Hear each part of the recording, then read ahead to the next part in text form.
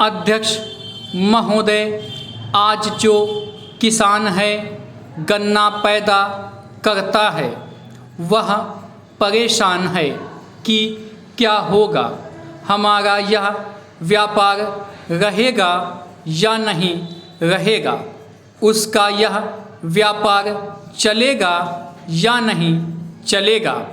एक तरफ तो यह कहा जाता है कि किसानों को गन्ने की ज़्यादा कीमत मिले, हम किसानों की सहायता करना चाहते हैं और किसानों से हम यह आशा करते हैं कि वे अधिक पैदा करें, लेकिन दूसरी तरफ किसानों को जो मिलने वाली चीज़ें हैं उन पर नए कर लगाए जाते हैं।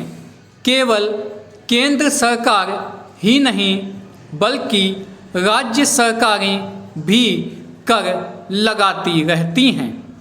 अधिक उपज के लिए किसानों को कुछ चीज़ों की आवश्यकता है जिनकी पूर्ति करना बहुत आवश्यक है। उनको ऐसे साधन चाहिए जिनको वे खेती में उपयोग कर सकें। पैरा, हमारे प्रदेश में बड़े बड़े बांध बने हैं और उनसे बिजली पैदा होती है, लेकिन बिजली घर का कहीं पता नहीं है। बिजली घर यदि बना भी हुआ है तो भी उनको बिजली नहीं मिलती है। नलकूप पड़े हैं लेकिन चालू नहीं किए जा रहे हैं। जहाँ पर बिजली पहुँची भी है वहाँ के जो किसान हैं वे भी दर दर की ठोकरें खाते फिरते हैं, लेकिन उनको बिजली नहीं मिलती है। बेचारे किसी तरह से कर्ज लेकर डीजल पंप खरीदते हैं और उससे वे काम चला रहे हैं, लेकिन अब सरकार ने डीजल तेल पर भी कर बढ़ा दिया है। इसका नतीजा यह होगा कि उनके पंप पड़े रह जाएंगे, फिर आपको कहाँ से अन्न मिलेगा।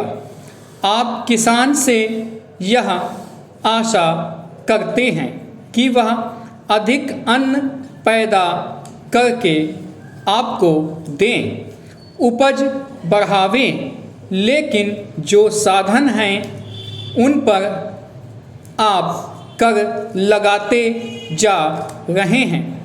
किसान पर आप इतना बोझ डालते जा रहे हैं कि उनके प्रयोग को ही वह भूल जाएगा।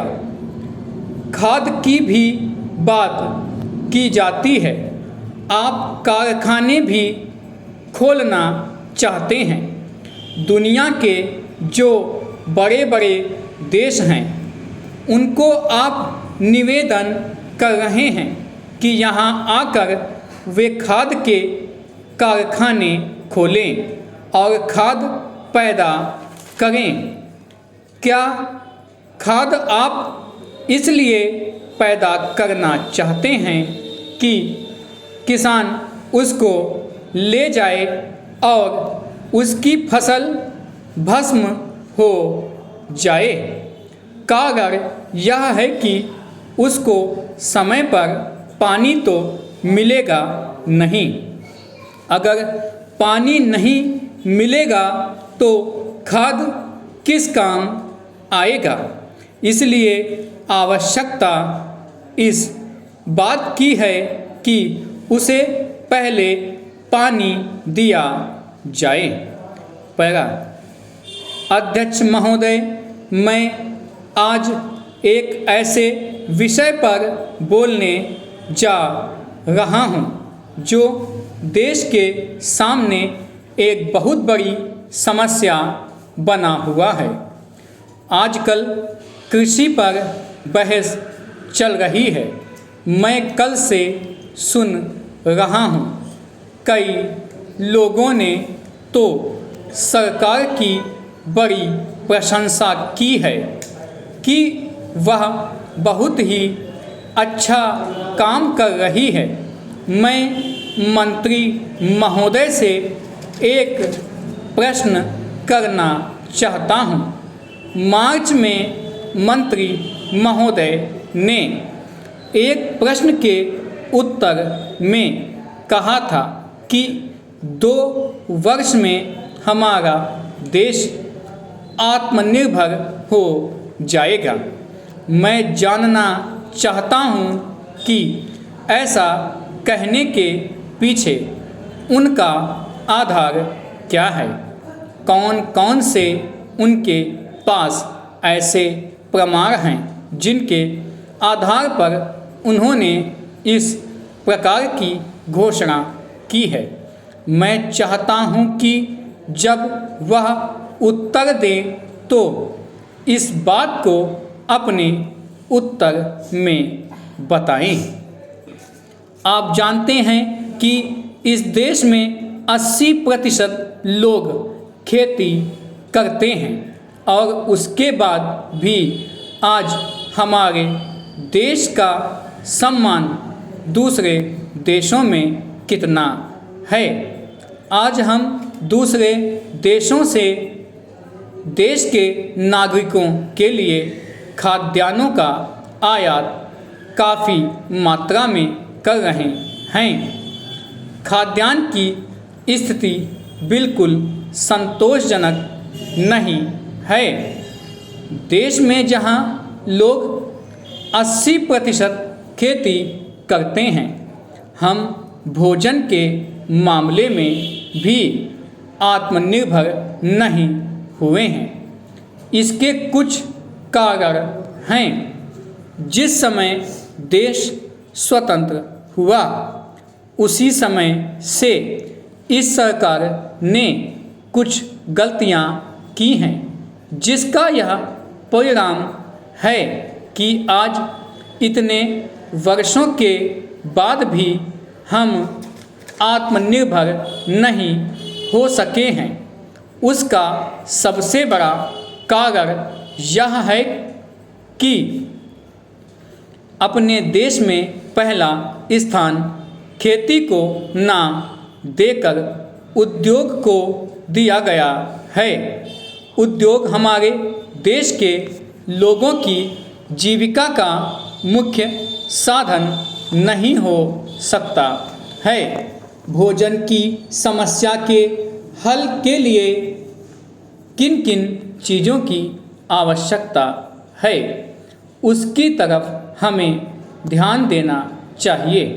सबसे पहले पानी की आवश्यकता है। मैं समझता हूँ कि देश में सिंचाई पर काफ़ी जोर दिया जाना चाहिए और सिंचाई तथा खाद्य मंत्री एक होना चाहिए। यह मेरी मांग है। पानी के बाद खेती के लिए खाद भी आवश्यक है।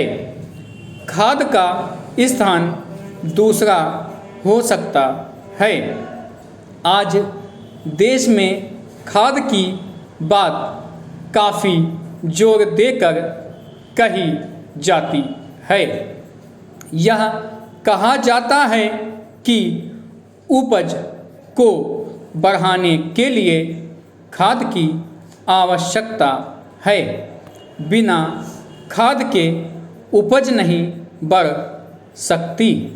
किंतु खाद कहाँ तक उपज को बढ़ा सकेगी, यह भी देखने और सोचने की ही बात है। इस ओर एक समन्वयक नीति चाहिए।